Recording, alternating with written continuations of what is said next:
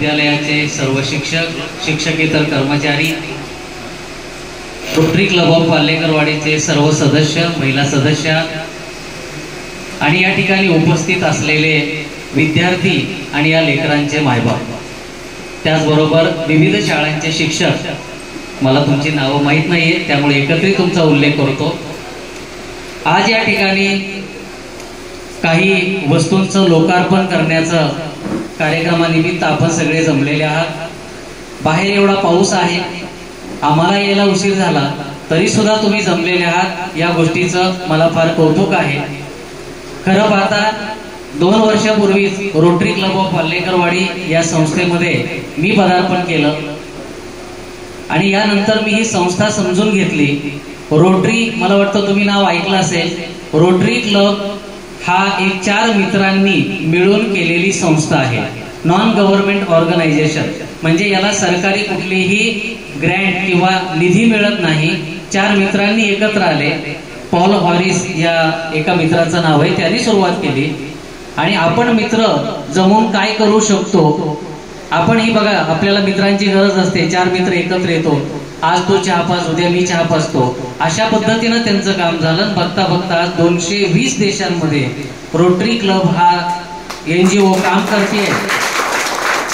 सगळ्यात महत्वाचं तुम्हाला सांगायचं झालं तर हा क्लब काय करतो, तुम्हा आम्हाला पोलिओचा जो डोस दिलेला आहे त्या पोलिओच्या डोसचं 95% पेमेंट हे रोटरी क्लबने केलं आणि जगामधून पोलिओ नामशेष करण्याचं काम रोटरीनं केलंय।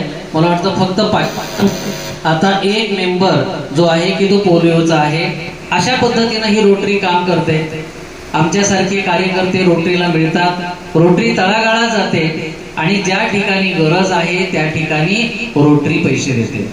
आता मॅडमने मला वाटतं उल्लेख केला की CSR फंडामधून वगैरे यांना निधी मिळतो, पण त्याच्याही पलीकडे सांगतो, रोटरी क्लबचे मेंबर असे आहेत की मेंबरशिप घेण्यासाठी काही पैसे भरून आम्हाला मेंबरशिप मिळते। ज्या वेळेला निधी मिळत नाही त्यावेळेला ते स्वतः खिशात हात घालतात आणि समोरच्या संस्थांना मदत करत असतात। तर त्याचंच उदाहरण आपल्या शाळेसाठी जे बेंच दिलेले आहेत ते बेंच, मी एका कोचिंग क्लासेसचा संस्थापक आहे। खरं तर पाहता माझा उल्लेख करायचा राहून गेला की या शाळेशी माझं जे नातं जोडण्याचं काम केलं किंवा ही शाळा मला दाखवून दिली। तुम्हाला माहिती, प्रत्येक चांगल्या कार्याची सुरुवात आपण श्री गणेशानं करतो। या चांगल्या कार्याची सुरुवात करण्याला सुद्धा माझा मित्र या ठिकाणी गणेश बसलाय आणि त्यानं करून दिलं। बरेच जण गणपतीची पूजा करून सुरुवात करतात, पण माझ्या आयुष्यामध्ये जसा हा मित्र गणेश आहे त्याचा एक माझा विद्यार्थी गणेश आहे, त्यानं मला रोटरीत आणलं। त्या गणेशाचाही मी धन्यवाद मानतो।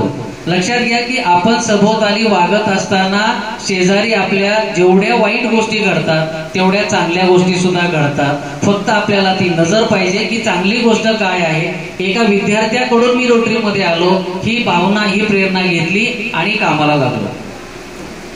बऱ्याच वेळा आपण समाजात इकडं तिकडं वागत असताना खूप काही गोष्टी घडत असतात, मी सांगितलं तुम्हाला।